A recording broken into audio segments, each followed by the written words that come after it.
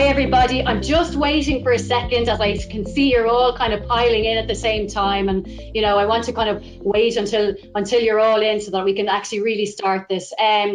Huge welcome to our panel discussion today. Really delighted to have some really fantastic alumni here to share their experiences with you. The very first thing that I'm going to do though is hand over to David Smith, who is somewhere in the ether. And he's going to talk to you. He's going to talk to you there and give us some opening remarks. So thanks a million, David, and thanks for being here. Thanks very much, Dawn, and good afternoon, everybody. And apologies for the delay. It's all at my side. I had the Mac which wouldn't connect and couldn't get the camera up and working, but I believe you can hear me. And look, I'm delighted to open today's Careers Fair. And in the first instance, I'm going to welcome all of our panelists. I have a few words of thanks for the companies involved, and I'll say them a little bit afterwards.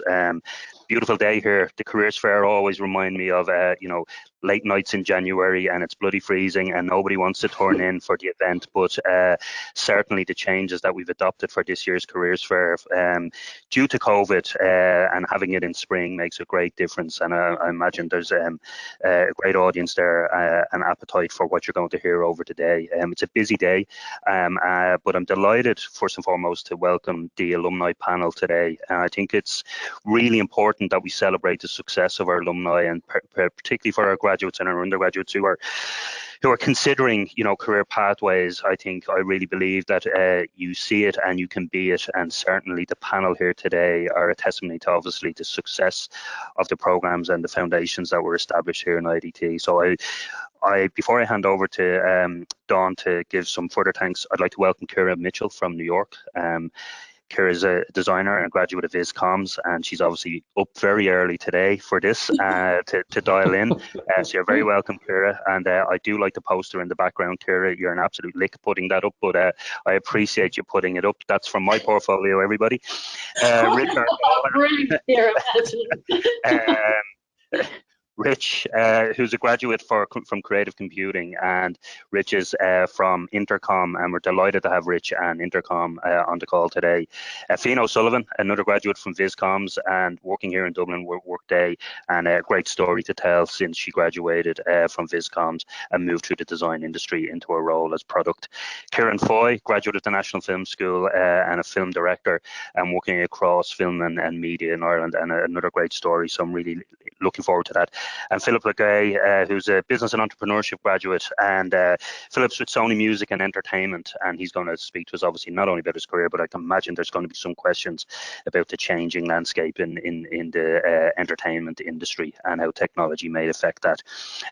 I have a few words of thanks, obviously, for the companies that make today happen, but the establishing and creating the Careers Fair rests with Dawn and an extended team of colleagues that I think it's only appropriate that Dawn acknowledges all of their hard work. So I'm going to pass over to Dawn for the moment. Dawn. Okay, so thanks so much for that, David. I really appreciate it. And I suppose I'm kind of directing this a little bit towards Ciaran Foy now, because I'm going to try and do an Academy Award speech.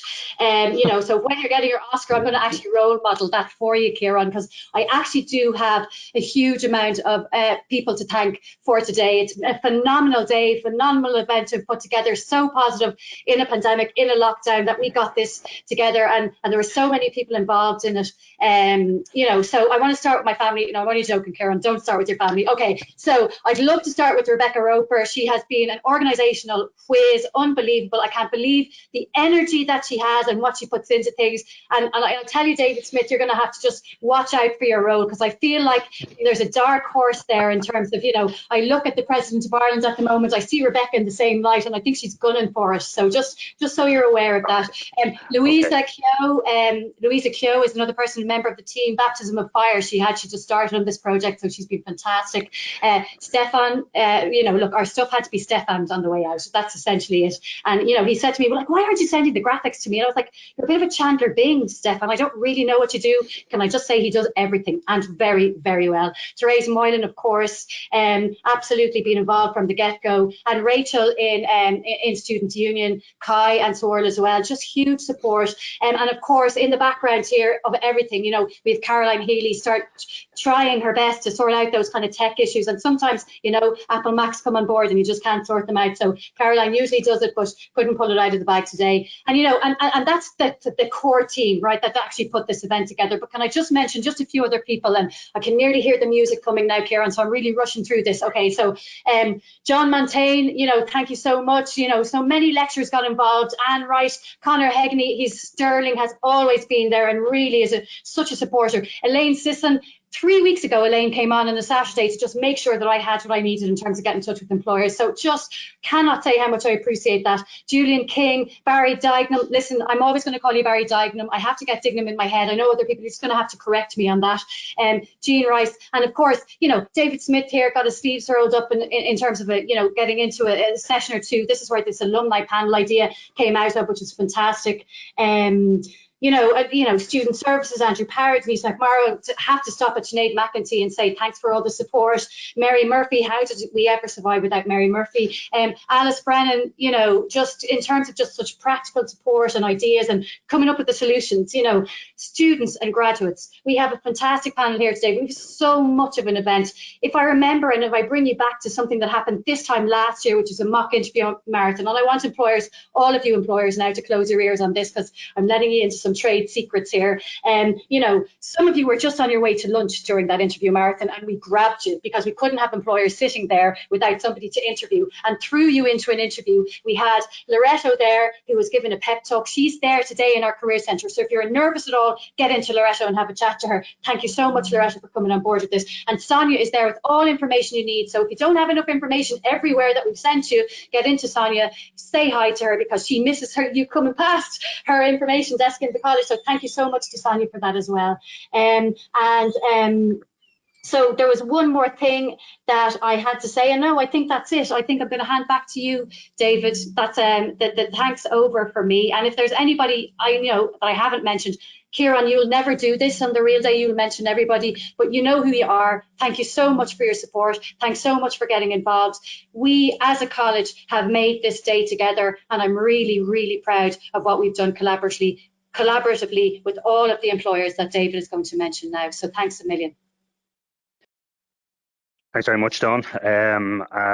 I'm sure all of your colleagues would also acknowledge the significant energy and contribution that you brought to bear on this. And I think when we reflect on our careers fair, you know, established in the Department of Technology and Psychology with colleagues like Stefan that you mentioned, and John and their colleagues, building it up slowly from, you know, a couple of evenings per year with a very, very low attendance across the Institute to something of the scale that we're witnessing today. I mean, that's a testament to their years and years of dedication to it, but also for you now bringing it forward and broadening the engagement, and certainly looking at the companies that are with us today.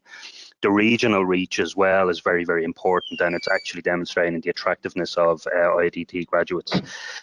Before I thank all of the companies and the participants, you know, I think we're moving into, and we've heard this term, kind of a post-corona environment, and where we will be, and we've lived through the crisis, but as it's trite now, but there are opportunities in every crisis. And one of the things that we've faced is significant disruption in how we work and how we teach.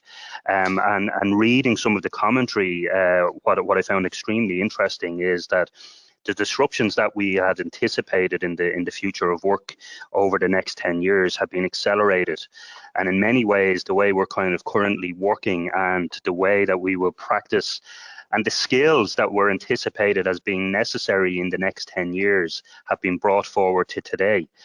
And I'm delighted to say that actually, when I think of IADT students and graduates, they're immersed in that skill set: complex problem solving, critical thinking, creativity, their emotional intelligence. We forget about our emotional intelligence, our ability to negotiate real challenges. And we've all faced that over the last year. And what the OECD also speak of, cognitive flexibility, our adaptability to kind of difficult situations and circumstances.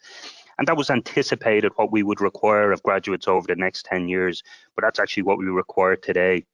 And furthermore, I think that what is really, really important is this notion of creativity, and all of our problems have what I would say is an inherent creative practice element. And whether you end up being a practitioner or you think with a creative mindset, that ability not to flounder in challenging environments and to be able to adapt and work with disruption, comfortable with the disruptive technologies and comfortable within disruptive environments, they're all skills that I believe IADT students and graduates have in an abundance.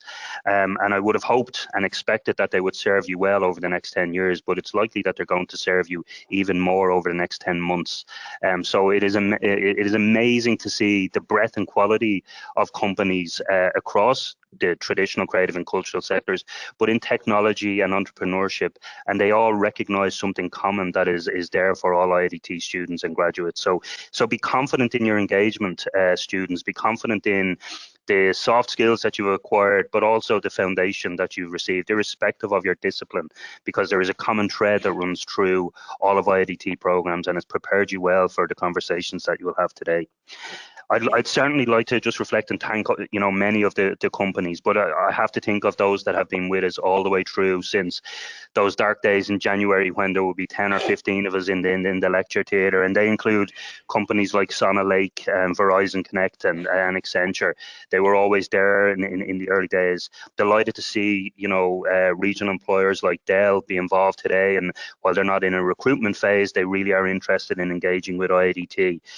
We're looking at technology and innovation, and so that is actually not only about the creative disciplines, but it's actually where creativity intersects with technology. And the Entrepreneurs Hub is a great opportunity for you to engage with early stage startups and more mature companies that are looking for creative inputs into their programs. New companies that are here today: TVM, the outside broadcast, post-production, we have Egg, we have advertising and Ogilvy, and we have True Output, the design company from Waterford, and their outstanding company, and delighted to see John and his colleagues are here. We have the full range of the creative industries, obviously strong in animation. Delighted to see Cartoon Saloon involved, and that I'd like to congratulate them obviously on their Oscar nominations yesterday. I mean, it's a reflection of the buoyancy of the Irish industry and contribution that not only ourselves but other schools at Ballyfermot contribute to the Irish animation industry. Some thoughts to Brown Bag. They were very, very active and involved in the preparations of this, but obviously production got ahead of them, and Brown Bag will come back to speak to our animation students. So I'm delighted with the range and breadth of companies. It provides a great degree of choice, but I think for many of our students and our soon-to-be graduates, it demonstrates the diverse pathways that were possibly not there a number of years ago, and that actually you have a range of opportunities, and certainly the panel this morning will be able to indicate the variety of choices that are available to you.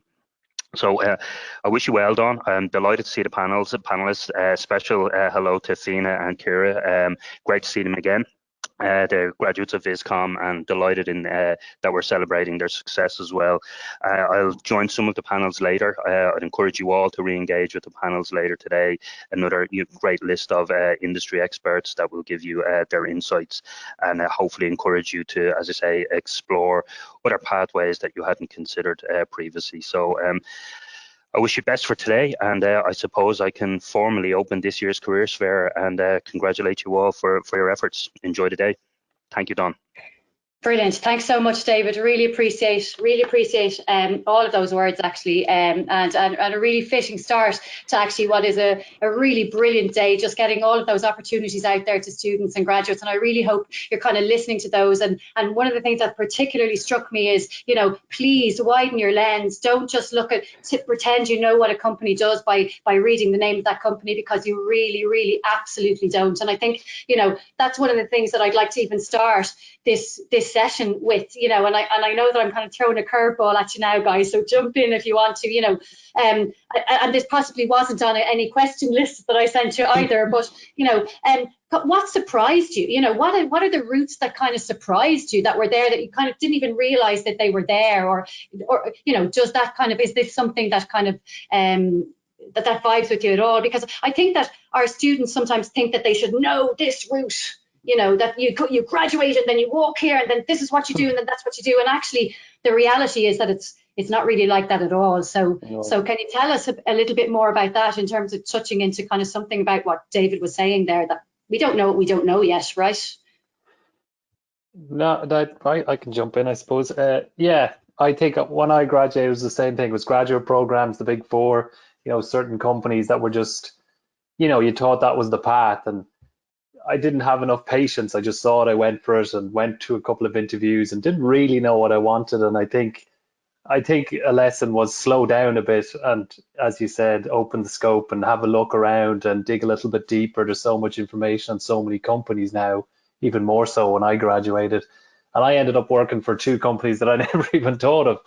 And Sony was like, it was never even on my horizon. I never even considered it. I didn't, but I always wanted to be in the music business and I thought I had to move to London. But luckily a role came up, and you go for Yeah. it. So don't pigeonhole yourself on what's right in front of you. Take your time, I think, is important.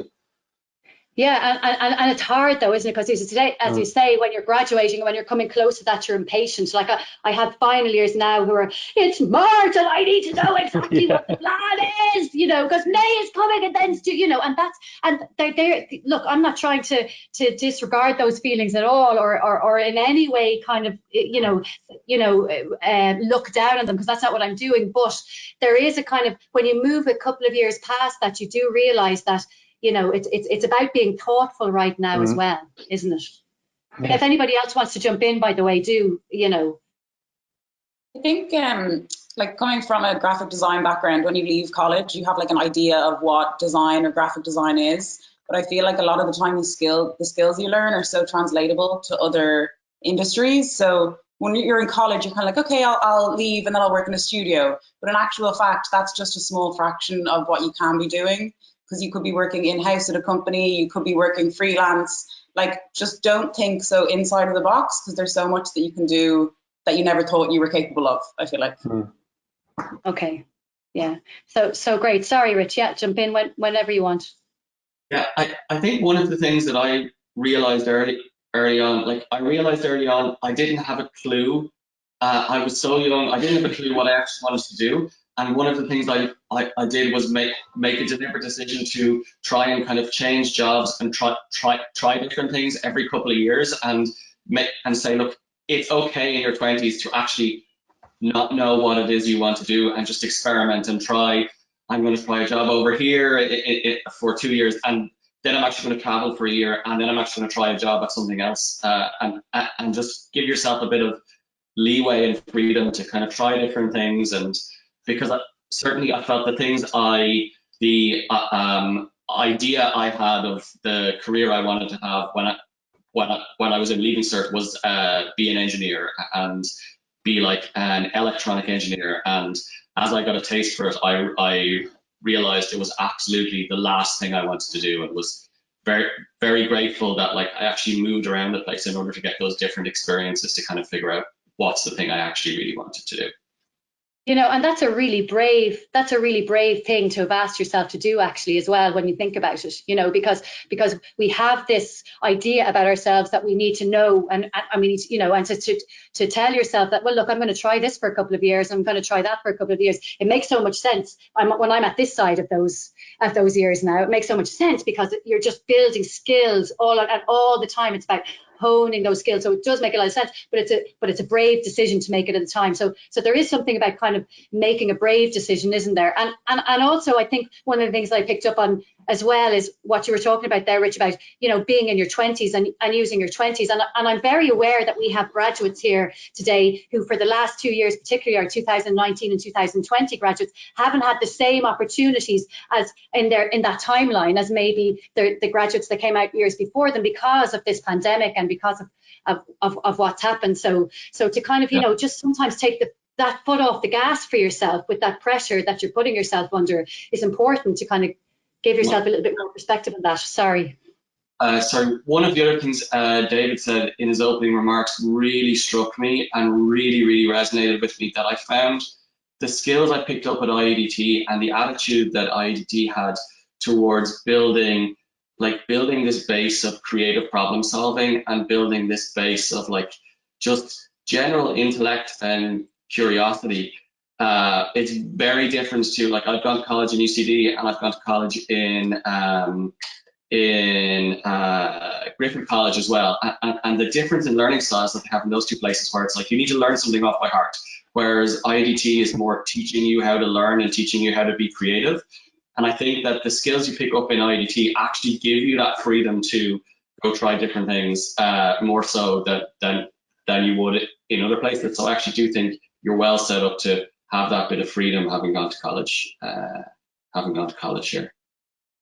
Okay, thanks for that. Yeah, sorry, Feena. Hi. No, I was just going to say that I echo that as well, because I think that, like, so much of the work environment as well, if you go in and someone asks you to do something, and like often you don't know exactly how to do it and you just have to figure it out. And I think what kind of makes you more successful in your career is when you just say, okay, I'll do it, and you take it on, and then you like figure out how to do it later, and then you can build on that, and then suddenly you're known as the person in the company who knows how to do this one thing. So just like that, learning how to learn and applying that is really important. Okay, thanks for that. If anybody else wants to jump in on anything, I'm going to start kind of looking at questions that we have here, but you know, don't let me go past you, I suppose. Grab me if you do want to jump in. Okay, so I suppose a question that I really kind of wanted to ask in terms of, I think I just want to kind of just go back to that kind of piece again, where you don't know what you don't know yet. If I could ask you, and feel free, again, I'm just going to throw questions out, so feel free to jump in when it is that you want to jump in, or when something grabs you. What were your most helpful and most informative mistakes?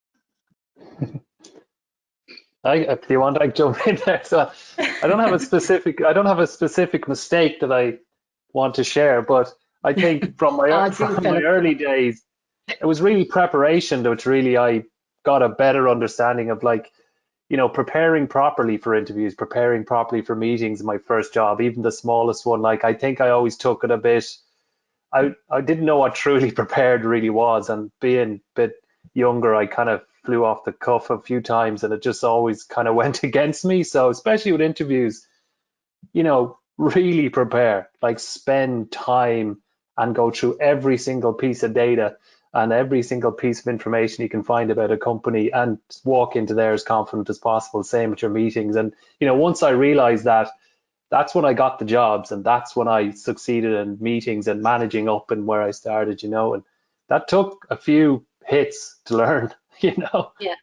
So yeah. preparation. I think you're very right. I think one of the things that I'm always telling students, because don't go to an interview without having a mock interview with me first, please. Students, graduates, I'm still there for you, graduates, by the way. So you can come back in and have a mock interview with me at any time. And I tell you, it is a game changer. 90% of the work of an interview happens before the interview ever happens, right? The interview is only 5%. And by the way, I'm not trying to scare you today, right? So today is not an interview. Today are 10-minute sessions. This is working out if you're interested. So don't think that you've had to put so much work in for today, and that's what Phil is telling you here.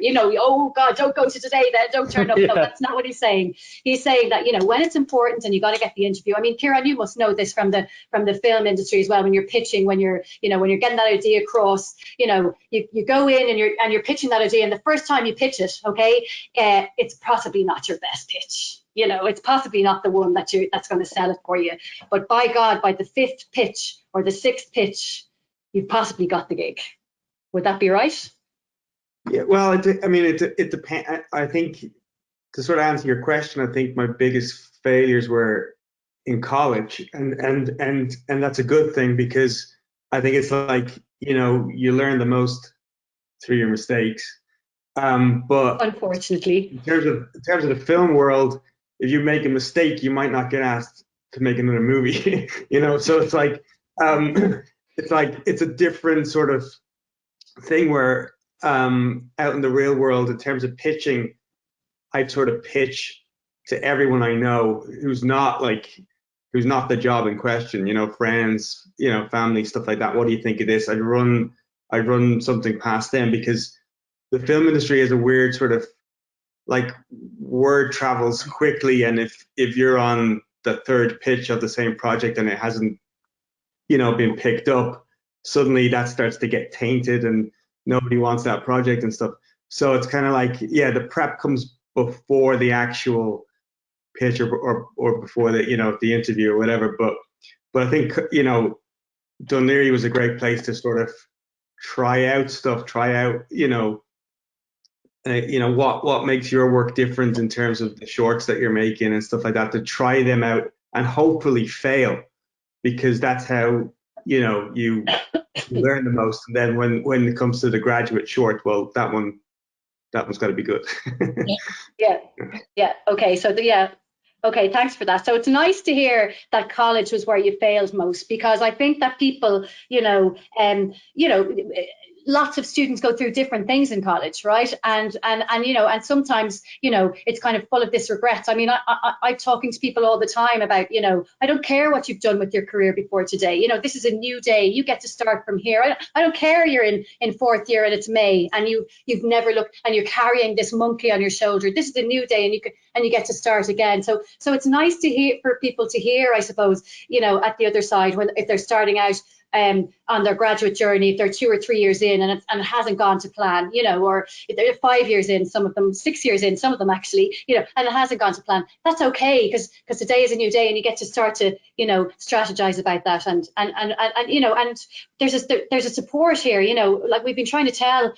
The message we're getting out to graduates is, you know, we are your family. IADT are here and we're here to support you. So, you know, come back to us because we want you sitting here on a panel actually, you know, in a few years to come to tell us about how you were 6 years out and actually, you know, you really didn't think that was happening for you, but look, this is what you did. So, so thanks for that. I think that's a really important message for people to hear. Better. I think it's almost better to fail, get back up, then if it's going smooth from day one, then just speaking in, you know, for the arts or whatever, you're probably imitating than doing something original or unique. And I think that's the only way to sort of get better at that, is by trying it out, realizing that doesn't work, but this bit did work, and that's how you learn, you know. Okay, so I'm going to just ask you another question before I start. I haven't even looked at the questions that are coming in from the audience yet. Sorry, guys. You know, do put questions up into the questions box. We will be leaving, you know, 5 or 10 minutes at the end to get into those questions, and I will start looking at them now. But there is one thing that I do want to ask before I get to that, and jump in here. So, like, I know that Ciara, for example, you're dialing in from New York there, and really appreciative to have you here. You know, getting up at 6 o'clock or even 5:30. I don't know what time you got up to make yourself look as you look now. But, you know, because when you're dialing in at 6:45, right, you know, that day starts way back, right?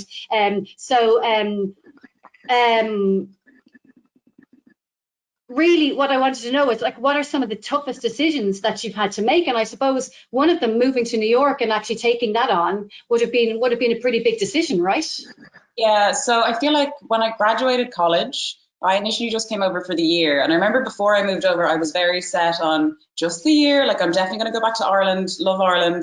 But then after being here for a year, it's just like a different, like, kettle of fish altogether. Like, first of all, you're immersed in so much culture, like visual culture. And then, I don't know, my job just asked me to stay on. So then I had to think, okay, what are the avenues that I can stay here? And I feel like Irish people, unknowns to them, probably have so many different avenues that they can go through. So I live here, but then my 2 housemates I also went to IADT with, we're all on different visas. So I feel like if it is a case that you do want to come over, the J1 is a great, like, kind of initial step in, but then there's so many other avenues that you can go down if you want to stay here.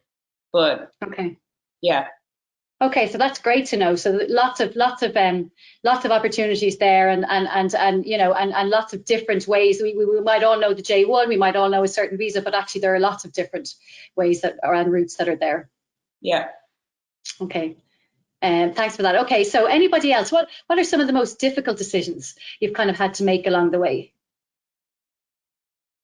I can jump in there. That, like, I feel like some of the more difficult decisions I've had to make in my working career have been when to change jobs, or when to try for something new. And as often as not, I've been a lot of the more interesting opportunities I've taken have usually come as a step down to begin with. Like you're stepping into something unknown, or you're having to take maybe a pay cut or something like that in order to step outside of your comfort zone almost, I think, as like Ciaran was explaining or alluding to early on, where like you're kind of not imitating something that's there already. You're stepping out into kind of a newer or more difficult environment, and those have always been those more difficult or interesting challenges to make. Like, am I actually going to take a risk and try something new, or try something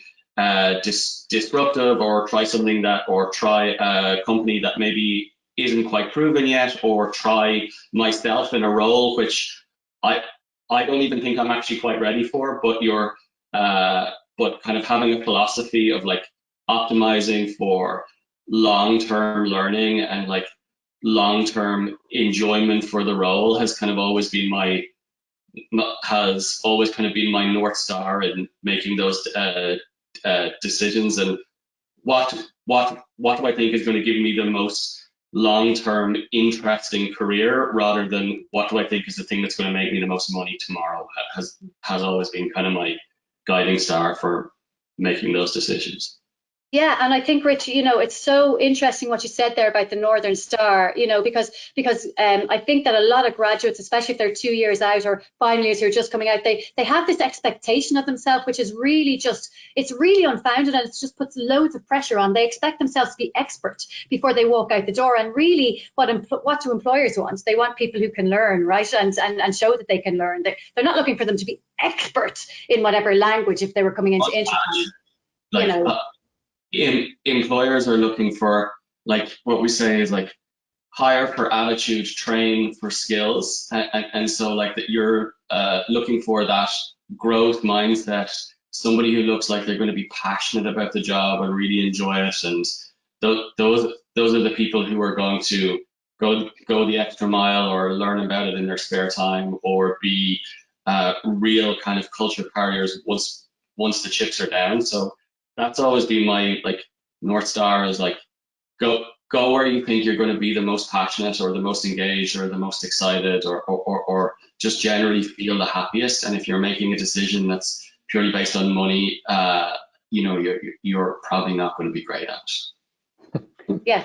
Yeah, true. And I've never made that mistake in the money game, and my whole life will be testament to that, especially the car I drive, can I just say. But because it really goes for one of the questions that's come in here, what we're talking about now, from the audience, what key attributes are employers looking for when interviewing graduates? And I think, that attitude piece is really important. It's like we're employing somebody that we actually want to work with, which is why Ciara's like, they asked me to stay on for a year, and she's like, yeah, well, they asked me to stay on for a year, but they don't just ask anybody to stay on for, after their years working. They have a clean get out clause after that year. So if they've asked you to stay on, they found attributes, they found that you've worked, so what else from your industry? So we've got Phil in Sony, we've got Ciaran in film, Feena in product, we've got Ciara in design. From your industry, what are the key attributes that that you're looking from graduates when interviewing? Or if you were to see their CV, like what would really float your boat on it?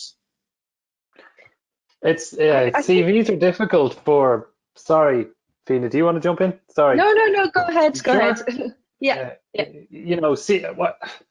When you come out of college, CV is the hardest thing you've got to do. It looks blank to you. You're looking at it going, who is going to hire me on this? And I think it's a little bit better now. There's a lot of internships and a lot of that going on. Like in Sony, we do 1 or 2 a year. In London and stuff, we do it in the Dublin office when we can. And doing those really helps and gives you a bit of confidence. But on an attribute, if I'm hiring someone who doesn't have a lot of experience, I'm just looking for the CV to be done well, and just not filled up with just rant, but really tell me about who you are in your cover letter. Like I would interview people off their cover letter, because that's where the real personality comes out. And getting back to preparation, prepare for that interview. If you're passionate about it, prepare for it. Come in and you know, what I look for is a conversation in an interview and someone to chat to me about who they are, what they can do, and, you know, about their personality, their character, which all shines through in the conversation. And if I'm interviewing someone with very little experience, if they're prepared, I know that they've got the attitude to grow and they've got the attitude to come in and learn. Simple as that, you know. And it's, Yeah. if further on from this is further on when you come into interviewing, and from our industry, you know, creativity, artists, you know, that's what it's based on. So if you're coming into the Sony music or the music industry, you know, passion for music, and not just I love this act, but, you know, real sense of what the music world is. And there is people who have that naturally. They follow it up through their teens. They know everything about every artist and what's going on and who's doing what. You know, that's what we want to see in an interview if we're interviewing someone. You know, what's happening in the industry, Spotify, TikTok, that can just chat to me about it. They don't need to answer a question. I've had the best interviews I've ever had with people where I've not been able to ask a question. They lead me down a path of a conversation, and you're in 20, 30 minutes in, and all of a sudden you're talking about everything in music, and you're like, wow, this person just really knows their stuff. So that answers the question from our side. Yeah. So and that's, I think they're the best interviews that I've ever had as well. The ones that just go into conversation, right? It just turns into this thing where it's less about but more of a just, you know, an easy flow. And that can be difficult. That takes a few interviews to kind of get to that sometimes. But you know, because interviewers, by the way, 85% of them have not been trained to interview either. So what are they asking you? They're asking you questions that they were asked. They really don't want to be, this isn't comfortable for them too. So there's a whole comfort thing that needs to happen to dynamics being created, and you can lead that as an interviewee as well. Anybody else want to jump in there on that in terms of, you know, the kinds of things that, you know, what are the key things that somebody needs? Yeah, I think as well, just when you're interviewing, when someone's asking you a question, they're not trying to catch you out. Like they're trying to give you an opportunity to talk about something that you mightn't have mentioned. So, really, and I think as well, when they ask if you've experience with something, even if you don't have direct experience, if you can say, well, I dealt with a similar situation, and give an example, a real life example of how you solved for a similar problem. It can be something you did in college. It can be anything. I think that just shows how you can apply your knowledge and your skill set in different scenarios. So you might not have worked for a tech company before that you're applying for, but you can say, well, actually, when I did the summer job, I had a similar issue arise, and you can use that as an example too. Okay, thanks for that. So what were the moments then? What were the moments for you that pushed you to the next level, to the next plane? What were those moments for you? I can jump in again. I suppose in my, you know, a job that I worked for a marketing agency when I left after so many interviews and not getting the jobs, I kind of honed my skills and got a job in an agency and kind of started at the bottom and worked my way up. And I think it was just the eagerness to learn. It was just, I want to know everything about this company. And I always looked at my boss and I want his job. But like, it's just understanding every part of it. And I think, you know, I think you can figure out what you're good at in college. Like through my courses, business strategy is always something I just kind of gravitated towards. My master's was on that. So when I get into a company, I just start thinking about every single aspect. You know, what can we do better all the time? And how can we improve? How can we grow our market share? Everything just comes into my head. I think it was just the way my brain works. When I did a master's, and that went into my job. So what pushed me was, and I got to the point where I was like, there's nothing more here. There's nothing. It was a small agency. There's nothing more here. And I need to learn more. And I think I can offer more. And it's back to Rich's point where it's like, you got to make that tough decision. I'm kind of happy where I am. I'm doing quite well, but I've got to do more. I've got to learn more. I've got to broaden my horizons. So, you know, that's what made me take that leap to the next plane. It's difficult, like, but you do it. And then that's when I got my interview for Sony, which, just to say to people on the call, if you are going for a role that you think you cannot get and people tell you cannot get it, don't listen to them, because I went into that with Sony. People are like, there's no way, you're too young, you don't have enough experience. there was a ream of things, but my recruiter just said, I just think we might slide you in just to see.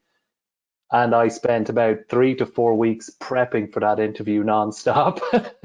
I knew it, you know, and because I had a point to prove that I can get in, you know, and just believe in yourself, have your confidence when you need to go to that next level, and don't be scared. The worst thing that's going to happen is you just won't get the job. But yeah, I love that. I love you know. that, because like even today, you know, if there are students, graduates listening today, and you haven't booked in for companies, you know, and you haven't booked into kind of things that you maybe could have. Look, you know, what's the worst that could happen? You know, Yeah. why not? You don't know what the opportunities are until you go in and say, look, I know you're looking for this company A, B, or C. I know you're looking for this, but look, this is what I can offer. So look, I have your time for 10 minutes here in a slot. You can't go anywhere, I can't go anywhere. So, you know, why can't I just present what it is that I can do? And maybe you don't know what you're quite looking for, and I offer you something that you never thought of. Or, you know, and even though you were coming looking for this, I'm still in your brain. That's a unique USP that I'm leaving right there. So yeah, I think there's a definite amount of work that comes to what you're just talking about, Philip. You know, anybody else in terms of, you know, what pushes them to the next plane? I'm dying to hear about some luck as well, by the way. Sorry, Rich, because I think it sometimes comes down to that as well, right? And you know, it's that happens too. So sorry, Rich, I'll stop talking now. Yeah, I think one of those like moments or turning points for me happened when I was at Facebook, and Facebook had one of their values of what would you do if you weren't afraid, and this was like one of their things of like trying to actually teach everybody like fearlessness in the workplace. And I kind of really embraced that while I was there, and I just started asking a lot of questions, like particularly in like meetings where like my boss's boss was in there or something like that, and you just pick up your hand and go, sir, I'm not quite sure what we're talking about, or why are we considering this thing instead of this other thing, or like, I don't understand, sorry, could you just take a minute to explain that to me a little bit more, or and just real like getting over that embarrassment of that you have about like putting your hand up or speaking up, and realizing, look, the absolute worst thing that could happen here is that like a few people who like I'm possibly never going to see again, or just only see in work, might think, why did that guy ask that question? And then they will never think about it again. Like that's the worst thing that could possibly happen. And the best thing that could happen is that like I might help, like I might be speaking up on behalf of a bunch of other people who are also too afraid to ask this question, or I might help us all go back to first principles on what the actual problem is here, and we might go a better way. But just that thing, like just getting over yourself and realizing like being like embarrassed in work, or like I used to say, like speak up or go home, you know, like that life is too short. The only stupid question is the one you didn't ask, and just just having like just that thing from Facebook, like what would you do if you weren't afraid, and like saying you have no regrets, like you live life without any regrets, and like particularly not like, you know, a regret of like avoiding being momentarily embarrassed in a meeting or in an environment is just like not something to avoid. The potential upside is usually far too great. Okay, so what I'm going to do is, look, we're coming close to the end now, folks. I'd love to keep you here for another hour and to chat about this, but I'm just really aware that we have another panel starting at 1, and they're meant to be on 5 minutes ago. It's all right. We've got it under control. We've been emailing them. Okay. I suppose the word that comes from me, from everything that you just spoke about there, Rich, and really it's something that I'd love students and graduates to take away from here today, and of everything that you're talking about, the word for me is brave. Right, to have a bit of bravery, actually, just to throw yourself out there and just be a little bit brave about it. So that's my word. And what I'd love you to do, if you could, you know, I'm gonna boil my competency down that I want people to have, you know, that I think is most important going forward for me. It's that bravery to actually take that step that you really aren't sure about. Go into that interview, you're not even sure about, like this company, not sure. Today, do the first one today, a 10-minute safe space, do it today, right? Get into that interview today and just take a brave step. So that's for me, that's the competency that I'm not gonna ask you all to jump in here, only jump in if you have. What would be the other competency that you think is most central, that, you know, if a graduate could have this competency, and they could articulate that to me, what is it? And again, no pressure, just if you have it, if it comes to the top of your head. And I'm going to give us about 1 minute to get through this piece. So just so you know. I think, oh, go ahead. Go, Ciara. Go ahead. Oh, we can't have go ahead. We just need one. Mine was adaptability, which I think is very relevant this year in particular. But even if, like you said, you go into a role that you're not sure it's what you want to do for the next 5 years, go into it with, I don't know, a good attitude, and you can sometimes make those roles what you want and get what you want out of it. So just, and be adaptable to things thrown your way, and you don't know what opportunities might come with that. Yeah, that's brilliant, Feena. I love it. And it really speaks to what you talked about earlier, was like, I can do it. Look, I can, yeah, I'll try it. I'll try it. Nobody's telling me I'm expert, but I'll try it. Let's give it a shot. So thanks so much for that. Sorry, Ciara, now you have the floor. Mine was just going to be a nice person. So whether you're critiquing somebody's work or even in an interview process, like if you're just a nice person, even something small like coming into the office every day saying good morning can make all of the difference. Because a lot of the time you're working long hours with people, and there's nothing worse than working with somebody who's like a negative Nancy and complains all the time. So yeah, be a nice person. Brilliant. Such great advice. Thank you so much. Anybody else, like, if you could boil it down to a core competency? Curiosity, to have curiosity about things and just have an open mind and be excited to learn.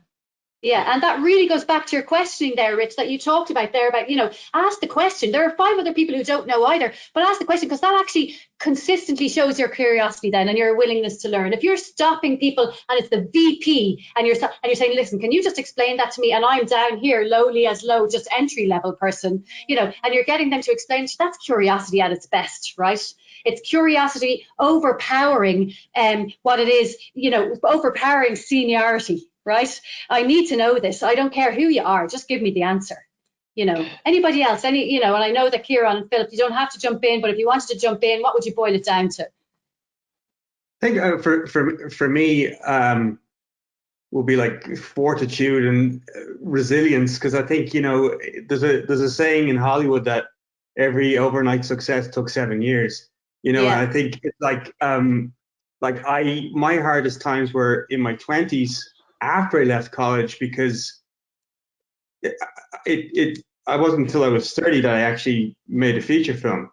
So it was like working in small jobs, and my girlfriend, who later became my wife, her job was the only reason we had food to eat. So going through my 20s and not losing sight of, because you like constantly I'd run up against the wall of, am I crazy to be doing this? Like, is this impossible to just give it up and get a normal job? And so I think, just having that fortitude, resilience with a smidgen of belligerence, I think is something that has done me well, I guess. So yeah. Okay, thanks for that, Ciaran. And Philip, I'll leave the last one with you if you want to jump in, and then we're actually all going to jump in. I think all of those are great. Yeah, like, for me, competency in work, if you come and work for us and you're starting off, it's just that eagerness, just that, I'll do that. What do you do? How do you do that? I don't know what that is. Same as we've all been talking about, that if you're young starting off, just ask a million questions, like learn every single bit about the company, because within a year or two, there's always a couple of people ahead of you who haven't probably asked those questions. And all of a sudden, you're answering questions that the person above you should be answering, or you're coming up with the ideas that the person who you want to have, you're coming up with the ideas they should come up. If you're eager, like, entrepreneurship, that's what I studied. I bring that into the workplace. I just kind of go, here's an idea. Can we do this? Can we do that? Will that make us money? Will that make us happier? Anything like that. And be true to yourself. Like, I think Rich mentioned it earlier, the money is something that people chase. And I think when I was looking at graduate programs, they always had a price tag on them, 25K, 30K. Everybody was always kind of like, oh, that one has 35K. And you'd be going after that. Like, just be true to yourself, be happy in your job, and the rest will just come to you, if you're happy in it. You're right, the money comes. Get out of there if you're not happy. Yeah, exactly. Yeah, make that decision. Make that decision. Okay, guys, we do have to go.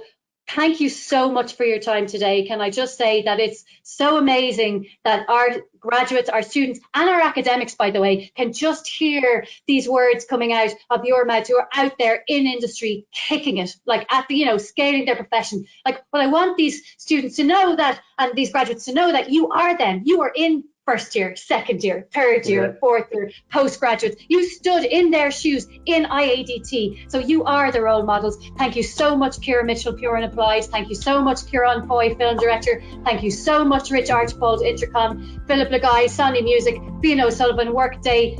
Legends. Thanks for your time. Really appreciate it. No problem. Thank you. Thank you so much.